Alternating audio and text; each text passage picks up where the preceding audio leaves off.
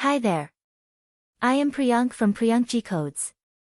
And in this video we'll see how to convert text to speech using a software called Descript.